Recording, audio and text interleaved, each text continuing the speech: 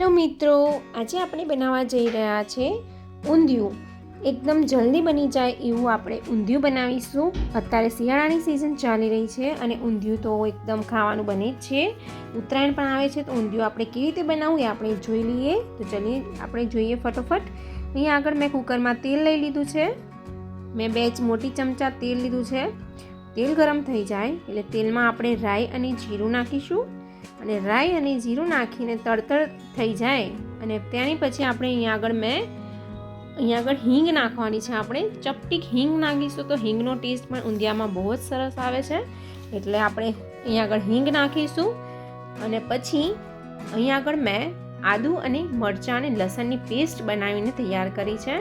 તો આ આદુ મરચાંની પેસ્ટ નાખીને અને સાથે જ હું અહીંયા આગળ હિંગ નાખી દઉં છું. અને હિંગ નાખ્યા પછી આપણે સરસ મસાલાને આ મિક્સ કરી લઈશું.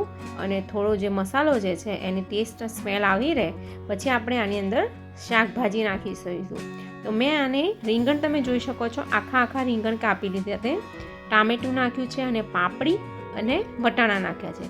તમારી પાસે જે પણ અવેલેબલ હોય એ સારી બધી શાક જે છે એ અંદર નાખી શકો છો તમે. તો અહીંયા આગળ મેં આટલી વસ્તુઓ લીધી છે, વટાણા પણ લીધા છે. હવે આ બધા શાકભાજીઓને સરસ મિલાવી લઈશું. મેં અહીંયા આગળ ઊંધિયો મસાલો લીધો છે. તમારે ઊંધિયું મસાલાની રેસીપી જોઈએ તો મને કમેન્ટ સેક્શનમાં જરૂરથી કહેજો. હવે આપણે મરચું નાખીશું 1 ચમચી. મેં અહીંયા આગળ 1 પિંચ હળદર નાખી છે. અને હળદર નાખ્યા પછી અહીંયા આગળ મેં ધાણા જીરું પાવડર નાખ્યો છે. 2 ચમચી ધાણા જીરું પાવડર નાખીશું. અને મેં અહીંયા આગળ મૂઠિયા લીધે છે. મેં આગળ નાના મૂઠિયા વાળીને તળી લીધા છે. જો તમને આ મૂઠિયા બનાવતા ના આવડતું હોય તો મૂઠિયાની રેસીપી પણ હું જરૂર શેર કરીશ, મને કમેન્ટ સેક્શનમાં કહેજો. હવે અહીંયા આગળ આ મીઠું નાખી દીધું છે. અને આ બધા જ આપણે જે મસાલા કર્યા છે એ શાકભાજીને એક રસ થાય એ માટે બરોબર એને મિક્સ કરી લઈશું. હવે આપણે આની અંદર ગોળ નાખીશું. તો ખટાસા અને ગળાપા માટે અહીંયા આગળ મેં ગોળ નાખ્યો છે. તમે ગોળની જગ્યાએ ખાંડ પણ વાપરી શકો છો, પણ ગોળ સારો રહેશે. તો અહીંયા આગળ મેં ગોળ નાખીને પણ આ ઊંધિયાને બરોબર સરસ રીતે આપણે બરોબર એકરસ થાય એ રીતે હલાવી લેવાનું છે. હલાવવું ખૂબ જ જરૂરી છે, કારણ કે એક મસાલો જે છે એક જ જગ્યાએ ના રહી જાય એ માટે. તો આ તમે જુઓ, મેં બરોબર રીતે હલાવી લીધું છે આ ઊંધિયાને. હવે આપણે આની અંદર પાણી નાખીશું. આ વાતનું ખાસ ધ્યાન રાખવાનું છે કે પાણી વધારે પડતું નથી નાખવાનું. આપણે ઇન્સ્ટન્ટ ફટોફટ બનાવવા જઈ રહ્યા છે એટલા માટે. આની અંદર આપણે થોડુંક જ જે આ શાકભાજી નાખ્યા છે એ શાકભાજી ડૂબે ત્યાં સુધી એટલું જ આપણે પાણી નાખવાનું છે. અને ફરીથી એકરસ થાય એવી રીતે બરોબર મિક્સ કરી લેવાનું છે.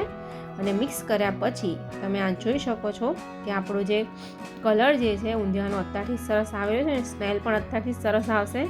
એક ઉકાળ આવી જાય ત્યાં સુધી આપણે દેખો, પછી આપણે ઢાંકણું જે છે કુકરનું બંધ કરી લેવાનું અને 4 થી 5 સીટી કરી લેવાની છે.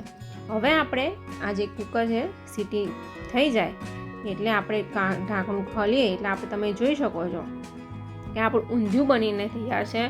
અને આ ઊંધિયું એટલું સરસ થાય છે કે તમે આ ઢાંકણું ખોલશો તરત જ ખાવાનું મન થશે એવું બને છે. અને આ ફટોફટ બને છે, ના બહુ ઝંઝટ કરવાની કંઈ જરૂર નથી, ફટોફટ બની જાય છે. અને છેલ્લે આપણે અહીંયા આગળ એકદમ કૂણા ફ્રેશ ધાણા નાખી દઈશું, ઝીણા સમારેલા. અને બરોબર એને હવે હલાવી લઈશું. અને ફ્રેન્ડ્સ, આ તમે જોઈ શકો છો હવે કે આપણું ઊંધિયું બનીને એકદમ તૈયાર થઈ ગયું છે. હવે હું આને સર્વિંગ પ્લેટમાં લઈ લઉં છું. તમે આને પૂરી સાથે ખાઈ શકો છો, રોટલી સાથે અને બધા સાથે ખાઈ શકો છો. એકદમ ટેસ્ટી લાગે છે. ઇવન તમે એકલું પણ ખાઈ શકો છો, એટલું સરસ બને છે. તો ફ્રેન્ડ્સ, આ ઊંધિયું બનીને તૈયાર થઈ ગયું છે. અને આ વિડીયો તમને સારો લાગ્યો હોય તો વિડીયોને લાઇક કરી દો. અને મારી ચેનલમાં પહેલી વાર આવ્યા હોય તો ચેનલને સબસ્ક્રાઈબ કરવાનું ના ભૂલશો. અને પોતાના ફેમિલી ફ્રેન્ડ્સમાં શેર કરી દેજો.